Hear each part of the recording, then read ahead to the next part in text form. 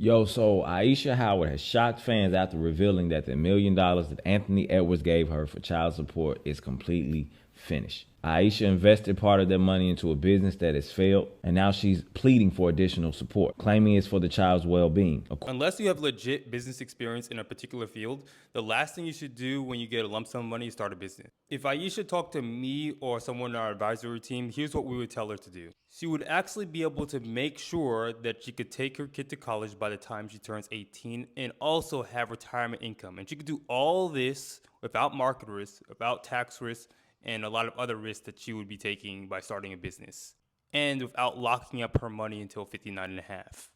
Here's an example of a high cash value life insurance policy. As you can see, if 100,000 is put into this policy, she still would have access to 80,000 of it with a $2.3 million death benefit. And with this policy, she would only have to fund it for a 5-year period. But 7 years is considered max funding the policy. Look at year 18. She's able to take 200,000 tax-free without market risk. 18 years later, if she needed to fund her kid's college, and she would still have about 2.1 million in terms of cash value that she has access to with a $2.6 million death benefit. And you'll be able to see that she's able to get income all the way up till 100 years old of 105,000 every single year, tax-free without market risk. Starting from age 60, she'd be able to get that 105,000, and she could get earlier access to income, but it'd just be a little bit less. So the first thing you should do when you come with a lump sum of money is think about how you can protect it from market risk, tax risk, and inflation.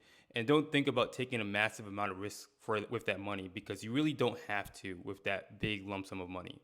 You don't necessarily have to have $1 million to set up a policy like this. Like, I have clients that save $500, $1,000 a month.